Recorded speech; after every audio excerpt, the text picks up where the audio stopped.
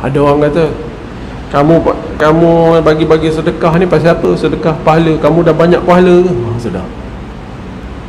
Bila dapat anak tu, tuan-tuan pastikan tuan-tuan yang ajar dia membaca, menulis, mengira. Sudah. Tuan-tuan pastikan tuan-tuan yang ajar dia boleh membaca, boleh menulis, boleh mengira. Cuba. Lepas tu, anak tu bila dia belajar apa benda pun, kita boleh dapat pahala. Pasal kita yang ajar tu menulis. Sedekah jariah. Sedekah jariah, yakni sedekah yang mana pahalanya berpanjangan. Sedekah yang selama mana orang menggunakan benda tu, maka kita mendapat pahala. Bismillahirrahmanirrahim. Alhamdulillah Rabbil Alamin. Wassalatu wassalamu ala ashrafil anbiya wal mursalin wa ala alihi wa sahbihi ajma'in. Subhanaka la ilma lana illa ma 'allamtana innaka antal alimul hakim. Rabbi shrah li sadri wa yassir li amri wahlul 'uqdatam min lisani yafqahu qawli. اللهم علمنا ما ينفعنا وانفعنا بما علمتنا وزدنا علما يا أرحم الراحمين وأرنا الحق حقا وارزقنا اتباعه وأرنا الباطل باطلا وارزقنا اجتنابه وجعلنا ممن يستمعون القول فيتبعون أحسنا وأدخلنا برحمتك في عبادك الصالحين ولا حول ولا قوة إلا بالله ولا حول ولا قوة إلا بالله ولا حول ولا قوة إلا بالله العلي العظيم. اللهم يسر ولا تعسر وأتمم بالخير يا كريم وبعد.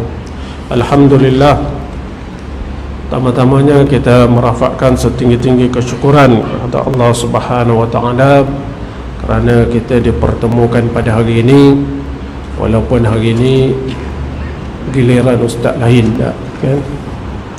Kita sambung pengajian kita ni tuan-tuan dari kitab Mustikah Hadis jilid yang ketiga berkaitan dengan sedekah. Sebelum ini dia cerita beberapa hadis tentang kelebihan orang yang bersedekah, sama ada bersedekah kepada keluarga kita, yakni kita memberi hak kepada isteri, anak, itu kepada anak yatim, jiran, janda, memberi sedekah dari segi makanan, pakaian, minuman, itu semua tu digalakkan. Dan hari ini masuk muka surat 311, sedekah jariah. Sedekah jariah, yakni sedekah yang mana pahalanya berpanjangan. Sedekah yang selama mana orang menggunakan benda tu, maka kita mendapat pahala. Kelebihan sedekah jariah diterangkan di dalam beberapa hadis. Banyak hadis-hadis yang menceritakan tentang sedekah jariah. Antaranya an Abi Hurairah radhiyallahu anhu anna an-nabiy sallallahu alaihi wasallam qala idza mata ibnu adam inqata'a amaluhu illa min thalathah, ataupun illa min thalathati asya', sadaqatin jariyah aw ilmin yuntafa'u bih aw waladin salihin yad'u lah. Rawahu Muslim wa ghairuhu. Dari Sayyiduna Abu Hurairah radhiyallahu an bahawa Nabi sallallahu alaihi wasallam telah bersabda, apabila seseorang anak Adam meninggal dunia, putuslah amalnya. Maknanya habislah amalnya. Amal yang mana? Amal yang dia buat sendiri tu. Dia semayang, kalau meninggal habislah, kan? Dia bantu orang, bila meninggal habislah amalan dia. Pahalanya setakat tu je. Dia puasa, setakat tu je lah. Tidak berterusan pahalanya, melainkan kecuali 3 perkara. Yang ini pahalanya berterusan. Pertama, sedekah jariah atau ilmu yang memberi manfaat kepada orang lain, atau anak yang saleh yang berdoa untuknya. Ini 3 perkara yang mana digalakkan supaya kita ni perhati baik-baik 3 benda ni, supaya kita sentiasa mendapat pahala yang mengalir walaupun kita telah meninggal dunia. Ini kena banyak carilah ni, kena memperbanyakkan benda ni kan. Kalau tuan-tuan berniaga kan, tuan-tuan berniaga, sekali berniaga penat teruk semua, baru dapat untung kan. Kalau tak berniaga tak dapat apa-apa lah kan. Berbanding dengan tuan-tuan berniaga, untung dapat, lepas tu berniaga pun dapat untung, kalau tak berniaga pun terus dapat untung. Mana yang tuan-tuan nak kan? Sudah tentulah yang terus menerus dapat untung, betul tak? Terus menerus dapat saham dia. Gitulah kan. Macam tu juga amalan kita berkaitan dengan akhirat. Yang paling hebat mana? Amalan walaupun kita dah meninggal, tapi pahala tu sentiasa mengalir kepada orang tersebut. Walaupun dia sedekah tadi, sedekah jariah tu sekali je dia buat sekali je kan.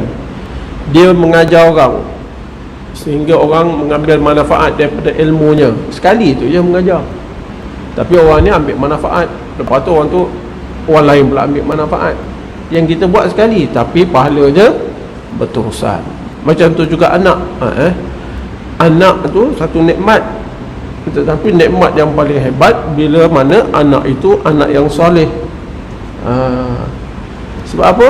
Sebab manfaat anak itu bukan sekadar di dunia, tetapi sampai akhirat kita boleh dapat manfaat daripada anak itu. Ada pun orang lain, dia nak anak pasal apa? Dia nak cari manfaat dunia semata-mata. Kadang-kadang dia kata apa? Nanti bila tua senang sikit. Dia kata gitu. Kita tak. Anak suatu nikmat, tapi nikmat yang paling hebat lagi apa? Bila anak itu anak yang saleh, kita boleh mengambil manfaat daripada anak tu. Baik, kita tengok hadis yang seterusnya. An Abi Hurairah radhiyallahu anhu anna an-nabiy sallallahu alaihi wasallam qala idza mata al-insan inqata'a 'amaluhu illa min thalathah illa min sadaqatin jariyah aw 'ilmin yuntafa'u bih aw waladin salihin yad'u lah. Rawahu Imam Ahmad. Dari Sayyidina Abu Hurairah radhiyallahu an, bahawa Nabi sallallahu alaihi wasallam bersabda, apabila seseorang manusia meninggal dunia, putuslah tulisan pahala amalan setakat itu. Habislah, tak tulis lagi pahala tu, kecuali 3 perkara yang mana akan berlanjutan tulisan pahalanya. Tulisan pahalanya berlanjutan, iaitu sedekah jariah atau ilmu yang memberi faedah kepada orang lain, atau anak yang saleh yang berdoa untuknya. Kita baca dulu. Katanya ada nota kaki ni tak, yang tadi kata apabila seseorang manusia mati, putuslah tulisan pahala amalan setakat itu kan. Kata di nota kaki ini hanya mengenai pahala amalnya sendiri. Amal sendiri habislah pahala, tetapi orang tersebut masih mendapat rahmat disebabkan amal perbuatan orang lain untuknya. Tapi kita diberi lagi keistimewaan, orang buat amalan tu kita dapat pahala. Ini ada yang tak terima kan. Antaranya apa? Dan kerana itulah ia disembahyangkan jenazahnya. Orang sembahyang jenazah tu kan, kita dapat tak? Orang yang meninggal tu dapat tak sesuatu daripada sembahyang orang tadi? Dapat manfaat ke tak dapat manfaat? Dapat lah kan.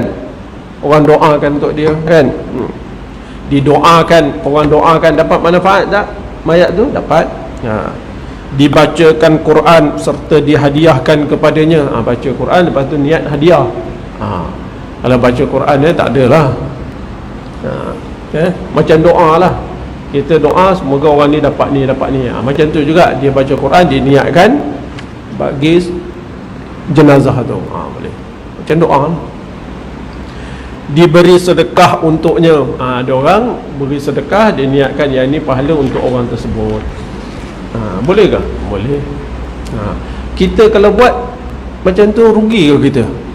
Ada orang kata, kamu bagi-bagi sedekah ni pasal apa? Sedekah pahala, kamu dah banyak pahala ke? Sudah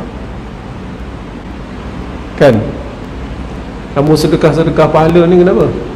Kamu dah banyak pahala ke? Dia kata itu. Tak. Kita buat sesuatu benda, kita ambil duit kita pun sedekah. Niat orang tu kan, ya Allah, kalau ada pahala ni, kau berilah pahala ni juga kepada orang tu, si mati itulah. Ya Allah, kalau ada pahala ni, ya Allah, kau beri jugalah pahala ni kepada orang tersebut. Kita dapat pahala, kita pun dapat pahala lah kan? Kita pun dapat pahala. Baik. Kemudian kata apa? Dibacakan habis dan dikerjakan haji baginya. Haji pun sama juga. Haji pun sama juga. Jika ia masih belum menunaikan fardu haji. Kalau si mati tadi tu, waktu hidup dia wajib melaksanakan haji tapi tak sempat meninggal, maka orang lain buat haji untuk dia. Dia dapat manfaat.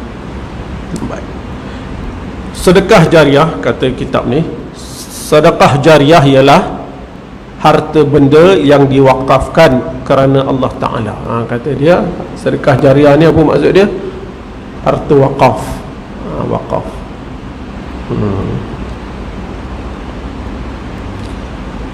Pertama, mewakafkan sebuah kebun bersama hasil tanamannya untuk kebajikan umum. Dia ada kebun, ada pokok ke, ada buah-buah semua, dia wakafkan semua.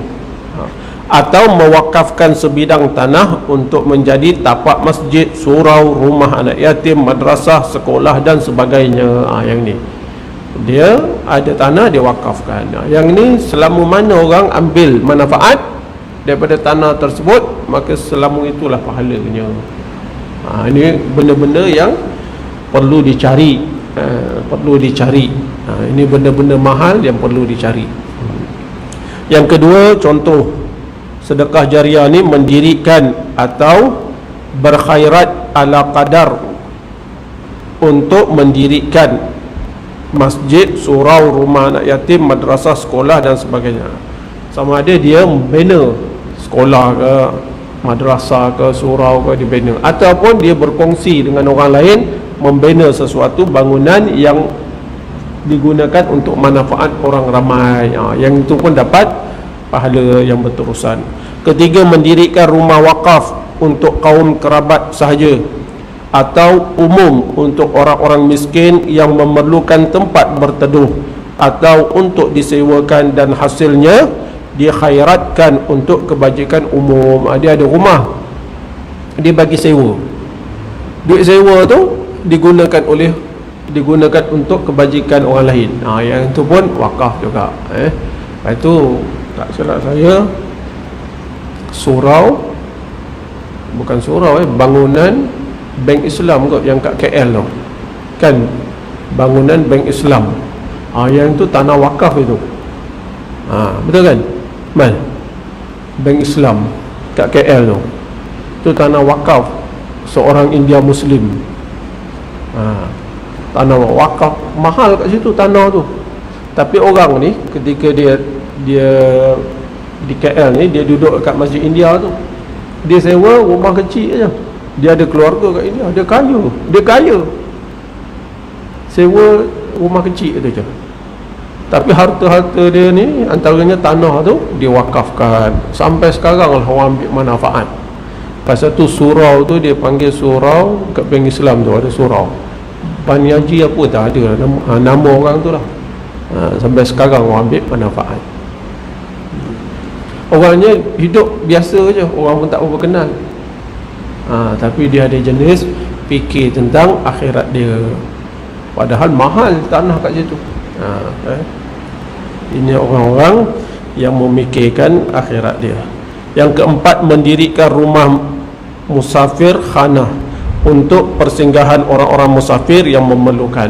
Makna senang cerita apa saja yang kita buat untuk diambil manfaat oleh orang lain, maka yang itu boleh jadi sedekah jariah. Tak? Betul?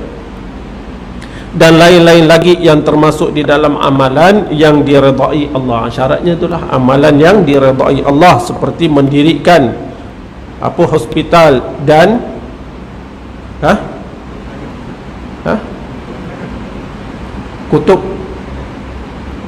kutubkhana, perpustakaan, mencetak Al-Quran dan kitab-kitab Islam serta buku-buku pengetahuan yang berguna dan sebagainya. Apa sahaja benda yang boleh diambil manfaat dan benda itu pula diredai Allah, maka boleh dikategorikan sebagai sedekah jariah. Amalan wakaf di dalam Islam ini telah bermula semenjak zaman Rasulullah sallallahu alaihi wasallam. Nota kaki ini kata wakaf yang mula-mula dalam Islam ialah yang dilakukan oleh Sayyiduna Umar Ibn Khattab radhiyallahu an. Itu wakaf yang mula-mula dan telah berkembang di negara-negara Islam hingga hari ini, dan seterusnya. Malah ada yang telah membentuk kementerian wakaf di negara masing-masing untuk urus wakaf ni, nak urus wakaf. Selagi harta benda yang diwakafkan itu masih wujud dan dinikmati faedahnya oleh umum, maka tuan punya harta itu akan mendapat pahalanya berterusan semasa ia hidup dan sesudah ia mati. Ini yang mahal ni. Tuan itu mendapat pahala semasa dia hidup dan juga selepas dia mati. Ini kena carilah. Yang baru ni ada seorang, nama dia Dr. Hassan Ali, tak siap saya nama dia, kan? Saya ingat dia doktor jugalah, bukan Dr. Hassan Ali yang Esko dulu, kan? Ni ada seorang Dr. Hassan Ali nama dia. Dia orang kaya, tapi dia kekayaan dia fikir nak beri manfaat kepada orang lain, nak beri manfaat kepada orang lain. Jadi dia pergi negara Afrika sana. Dia pergi negara Afrika, dia buatlah, dia buat masjid, dia buat apa, buat. Kat sana air susah, dia bagi duit sekali perigi, contohlah. Gitu. Dia beri pada orang, dia jadi papa ke dana kah? Tidak. Allah buka lagi rezeki, Allah buka lagi rezeki. Dulu saya dah ceritakan kat sini, kan, kalau tuan-tuan nak rezeki murah, maka laburlah dahulu. Meniaga boleh, kalau tak labur duit, untung dapat. Pandai orang sini cakap, kan, kena laburlah dulu. Macam itulah. Labur dulu, bagi manfaat, dikecapi oleh orang lain, nanti Allah bagi pada kita. Akhirnya kerajaan situ bagi orang ni lombong 18 lombong emas, 18 ke berapa lombong emas. Dia tak minta, tapi orang bagi, kerajaan tu bagi 8 ke 18 tak silap saya. Dekat YouTube tu ada, Dr. Hassan Ali yang Esko, bekas Esko tu, ada program sama dia. Dia cerita macam mana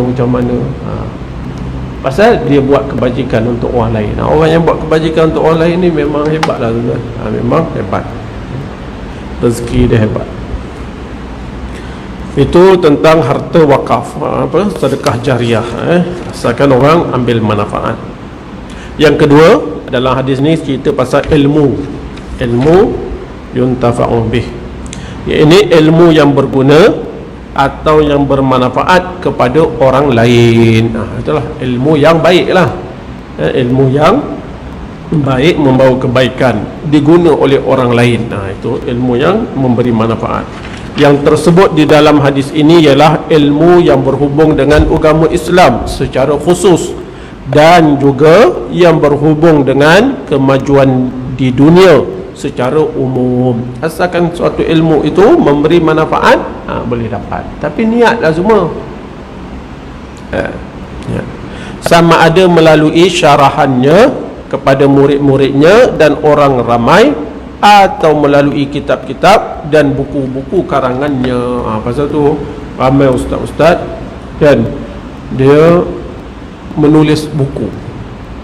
Menulis buku. Lepas tu ulama dulu rajin tulis buku lah kan. Pasal dulu mana ada macam ni kan, rakaman-rakaman kan. Jadi bila tulis buku ni antara tujuan pasal apa? Bila penulis ni walaupun dah meninggal dunia, orang akan ambil manfaat daripada kitabnya. Sampai sekarang kita guna. Walaupun kita dah majulah macam mana sekalipun kan, kalau orang pergi belajar agama, kalau nak tahu bahasa Arab, dia akan baca satu matan yang kecil tulis matan Al-Jurumiyah. Dia baca tu. Orang tu dah tulis dah berapa lama dah, tapi sampai sekarang ambil manfaat. Kitab Imam Nawawi ambil manfaat. Ada 40 tuan-tuan baca sini. Dah berapa lama dah. Imam Al-Ghazali punya kitab kan, Bidayatul Hidayah kan, Imam Ghazali meninggal 505 tak silap saya. Berapa tahun dah, berapa ratus tahun kita ambil manfaat. Itu kadang-kadang orang suka menulis kitab, menulis buku. Selama mana orang ambil manfaat, selama itulah kita dapat pahala orang tersebut.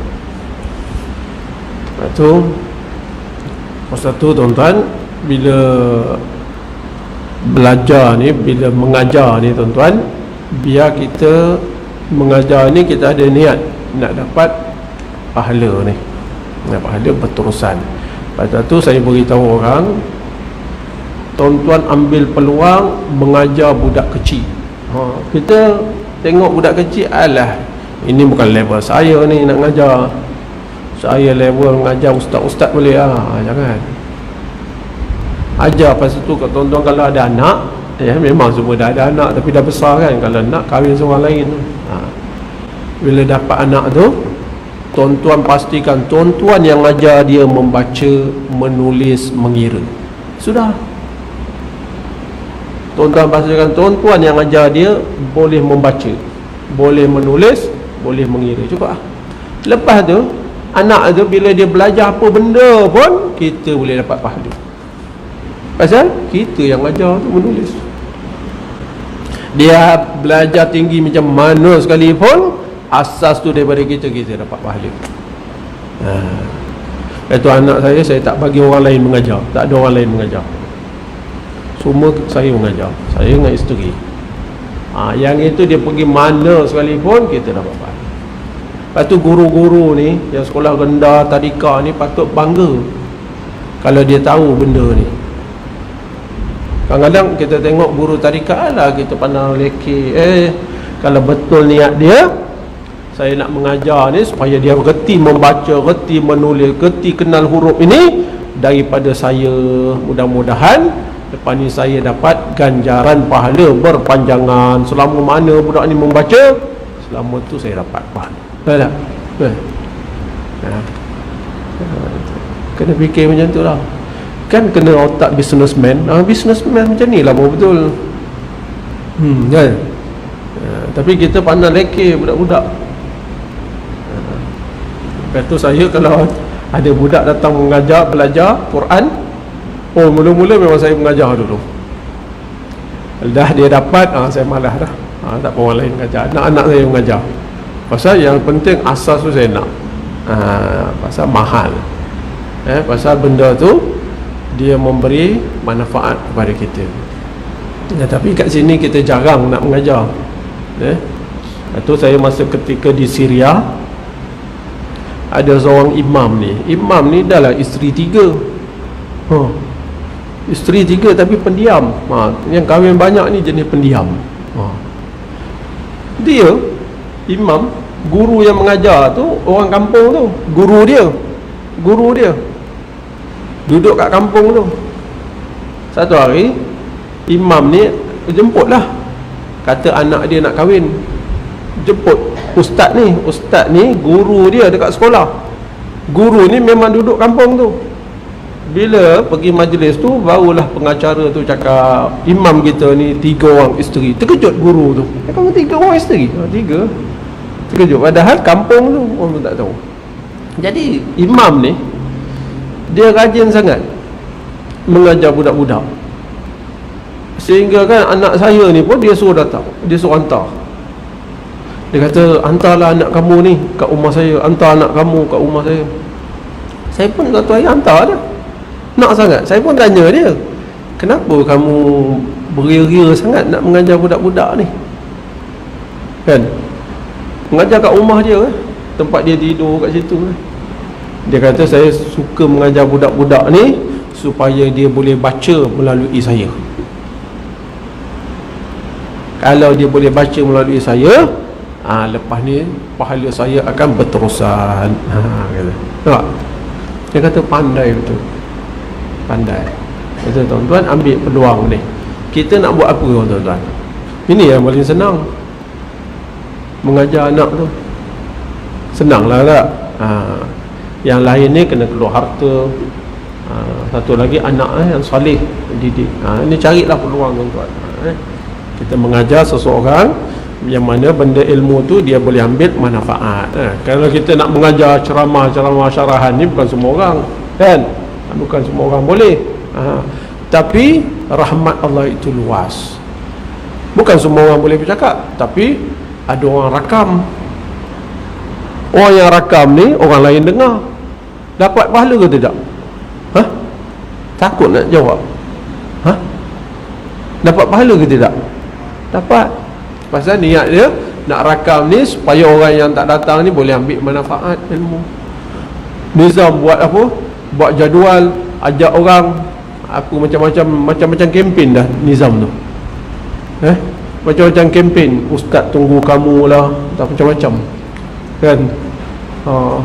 Ajak orang. Ada orang di Nizam ni, dia buat iklan. Tiba-tiba dia datang belajar dekat Batu Tiga Kapar tu. Saya tanya dia duduk jauh, duduk Kampung Raja Uda. Kita buat mengajar dekat Batu Tiga Jalan Kapar. Saya tanya dia, mana awak tahu?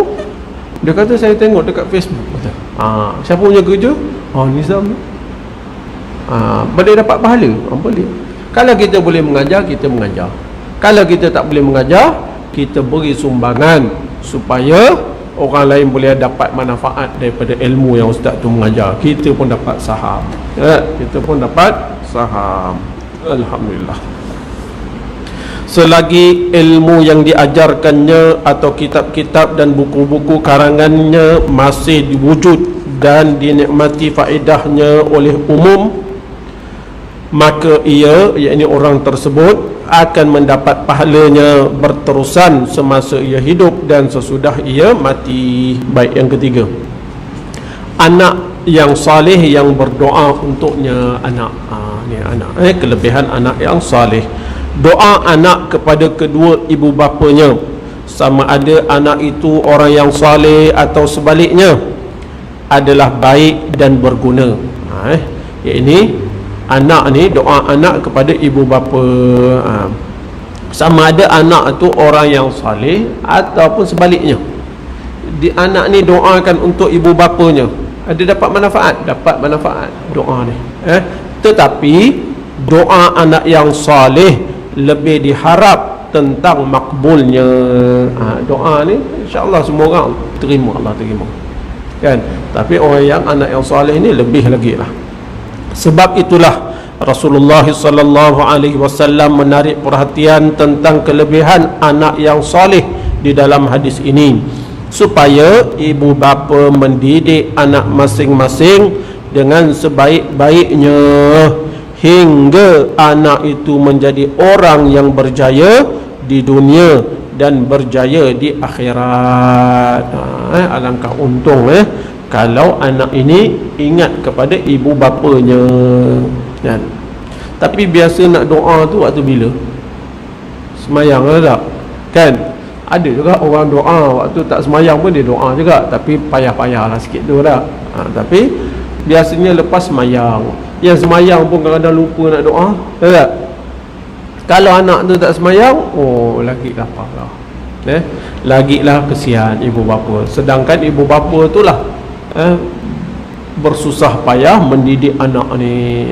Kadang-kadang kita silap ibu bapa. Pasal ibu bapa ni pun tak harap anak ni dapat memberi manfaat kepadanya ketika ayah ni dah masuk dalam kubur, dia sendiri tak terfikir benda tu, dia nak ambil manfaat. Yang dia fikir apa? Nanti kalau tua dia senang, nanti kalau ni anak ni ada, dia bangga. Dia tak fikir pun, dia pun tak harap anak ni boleh beri manfaat sampai kat dalam kubur tu, tak. Itu kadang-kadang tak dapat. Kadang-kadang kita, orang ni tak dapat manfaat tu sebab dia pun tak terfikir nak dapatkan manfaat tersebut. Lepas tu apa yang kita niat, Allah bagi.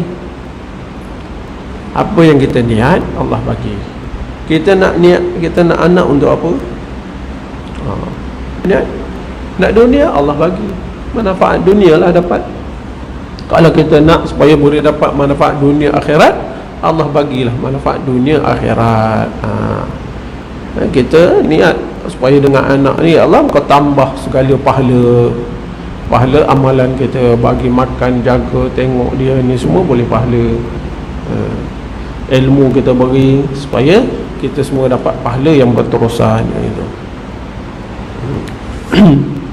Serentak dengan itu, kedua ibu bapa akan mendapat rahmat disebabkan usahanya mendidik anak-anaknya dengan sebaik-baiknya, dan mendapat rahmat pula disebabkan doa anaknya yang salih itu. Anak doakan untuk ibu bapa ni. Kita hidup lagi, anak tu dah doa, Rabbighfirli, Rabbana ghfir lana, kan, dzunubana wali walidina. Anak tu waktu kita hidup lagi, dia dah doakan, ya Allah engkau ampunilah dosa kami, dosa kedua ibu bapa kami. Seronok ke kata? Seronok lah. Seronok lah. Lepas tu tuan-tuan kena biasakan anak ni doa untuk kita. Jangan tuan-tuan ingat di sekolah agama je terus. Boleh tak tuan-tuan kena cakap, sekolah-sekolah bab doa ni, nak ini itu kena ajar sendiri. Jangan lupa doa untuk kedua ibu bapa. Dia pun doa. Diterangkan lagi di dalam hadis yang berikut. Jadi anak yang soleh ni tuan-tuan suatu nikmat, suatu nikmat. Jadi boleh soleh-soleh ni tuan-tuan tak boleh lari daripada agama, tak boleh lari daripada ilmu agama. Lepas tu tuan-tuan jangan bangga dengan anak belajar tahu macam-macam perkara dunia tetapi dia tak kenal agama, tak ada apa. Jangan bangga. Tuan-tuan cari buatlah apa-apa untuk anak belajar apa sekalipun, tapi ingat agama mesti diutamakan. Saya cakap banyak kali dah dulu. Dari dulu waktu awal-awal saya datang sini pun saya cakap, tuan-tuan kalau ada anak-anak ni tuan-tuan pastikan dia kuliah maghrib, kuliah apa, so dia dengar. Tapi kita tak nak buat. Kita memada dengan biar anak dah belajar sekolah agama dah, anak dah sekolah agama dah. Oh tak sama tuan-tuan, tak sama. Saya dah cakap banyak kali tu, tapi tak ada orang pun nak buat. Tuan-tuan jangan harap kata sekolah agama dah cukup. Tidak. Cinta pada ilmu ini tak dapat dekat sekolah tuan-tuan. Kita pun sama juga. Kat sekolah fikir apa, nak peksa kan. Kalau yang guru pula dia mengajar dia cinta pada ilmu ke? Belum tentu lagi. Orang yang cinta pada ilmu ini, dia akan cari peluang nak belajar, cari peluang nak mengajar, cari peluang untuk belajar, walaupun dia cikgu. Lepas itu tuan-tuan ada anak ni, tuan-tuan suruh dengar. Jangan tuan-tuan kata alah bukan budak faham pun. Jangan tuan-tuan, faham. Saya beritahu dulu kan, saya tak pernah sekolah agama ni, tapi saya daripada kecil memang duduk kat masjid ni dengar pengajian. Kuliah maghrib, kuliah subuh. Ustaz-ustaz yang datang tu memang saya kenal. Ustaz yang datang hebat-hebat pula tu, mufti lah, pengarah lah, orang yang duduk kat Mekah lama, Ustaz Taha. Hebat-hebat tu, baca kitab, dengar. Tapi kita ilmu sekarang ni yang ada-ada ni, sampai saya boleh mengajar orang lain yang daripada kecil sekolah agama, saya mengajar pula dia. Dengan ilmu apa? Ilmu yang saya dengar kat masjid tu. ilmu yang kita dengar kat majlis. Lepas tu anak ni kalau nak hebat, tuan-tuan, bagi dengar ilmu ni. Sebab bila dengar ilmu macam ni, dia tak sama dengan belajar di sekolah. Tuan-tuan belajar kat sini, dia punya fahaman lain. Yang sekolah tu faham untuk peksa je. Habis peksa, habis lah. Betul tak betul? Betul lah, sebab kita pun macam tu. Sebelum peksa hafal kan, masuk bilik peksa terus muntahkan dekat atas kertas. Lepas keluar bilik peksa, jangan tanya. Waktu tanya sudah habis. Tanya memang tak ingat lah, sebab waktu tanya dah habis. Tadi kat kertas boleh tanya. Macam tu lah. Memang macam tu. Tapi bila belajar macam ni, dia lain. Dia tak ditekan dengan peksa, tak ditekan dengan apa. Dia ada baik dengan pro kontra dia lah. Bukan kata peksa ni tak bagus. Ini betul benda tu tuan-tuan carilah. Supaya anak ni cinta pada ilmu. Tuan-tuan, anak sekolah agama, yang ini yang belajar ni, belajar agama ke belajar apa? Kenapa tak datang? Pasal tak ada cinta. Sini belajar agama, kat situ luar tu boleh main pingpong. Kenapa jadi macam tu? Anak tak ada cinta pada agama. Dia belajar agama tetapi tak ada cinta pada agama. Kan sini mengajar, situ main pingpong. Kenapa? Budak sekolah agama belaka. Pasal tu didik supaya cinta pada ilmu. Didik anak ni cinta pada ilmu. Diterangkan lagi di dalam hadis berikut, an Abi Hurairah radhiyallahu anhu qala Rasulullah sallallahu alaihi wasallam, inna Allah azza wa jalla la yarfa'u ad-darajata lil 'abdi as-salih fil jannah fayaqul ya rabbi anna li hadhihi fayaqul bi istighfari waladika lak. Rawahu Imam Ahmad. Dari Sayyidina Abu Hurairah radhiyallahu an, katanya Rasulullah sallallahu alaihi wasallam telah bersabda, sesungguhnya Allah azza wa jalla akan meninggikan darjat seseorang hamba yang salih di dalam syurga. Dah masuk syurga, kemudian orang ni dinaikkan darjatnya di dalam syurga, naikkan darjat di dalam syurga. Lalu orang itu bertanya dengan berkata, ya Tuhanku, bagaimana saya dapat mencapai darjat yang setinggi ini? Orang yang dinaikkan darjat ni tanya, macam mana boleh dapat kelebihan ni? Allah subhanahu wa ta'ala menerangkan, engkau mendapat kemuliaan yang demikian disebabkan anakmu yang berdoa memohon ampun bagi kamu. Katanya gitu. Doa seseorang anak kepada kedua ibu bapanya sangat-sangat dituntut di dalam Islam, seperti yang diperintahkan di dalam Al-Quran, dan diterangkan faedahnya dalam hadis ini. Doanya itu bukan sahaja membawa rahmat kepada kedua ibu bapanya yang masih hidup atau yang telah mati, tetapi akan membawa kebaikan dan pahala yang besar kepada anak itu sendiri. Berarti kita ajar baik-baik. Kita ajar, kita dapat. Kita ajar, kita dapat. Kita tanam, kita dapat hasil. Tapi kalau kita tak tanam benda tu, tak dapat hasil. Tak dapat hasil. Sesungguhnya beruntung anak yang sentiasa mengingati kedua ibu bapanya dengan mendoakan mereka selepas mengerjakan sembahyang, dan semasa berada pada hari baik, bulan baik, atau semasa berada di tanah suci yang sangat berkat dan mustajab doa padanya. Jadi anak-anak ni, dia doalah. Setiap kali dia angkat tangan, dia tidak tinggalkan doa untuk ibu bapanya. Kan bagus macam tu. Tak kira lah apa hajat sekalipun, macam mana sekalipun, setiap kali angkat tangan, dia mesti doa untuk ibu bapanya. Itulah. Itu untunglah kita baiklah macam tu. Mudah-mudahan tuan-tuan kita diberi anak yang soleh, diberi anak yang soleh, dan diberi kita kemampuan untuk mendidik anak ni. Kadang-kadang kita nak didik payah. maka kita bawalah kepada orang lain untuk orang lain didik anak itu. Mudah-mudahan anak itu menjadi anak yang soleh. Jadi cukup sekadar tu tuan-tuan, mudah-mudahan ada manfaat bagi kita semua. Subhanakallahumma bihamdik asyhadu an la ilaha illa anta astaghfiruka wa atubu ilaik. Bismillahirrahmanirrahim. Wal 'asr innal insana lafi khusr illa alladhina amanu wa 'amilus solihat wa tawasaw bil haqq wa tawasaw bis sabr. Assalamualaikum warahmatullahi wabarakatuh.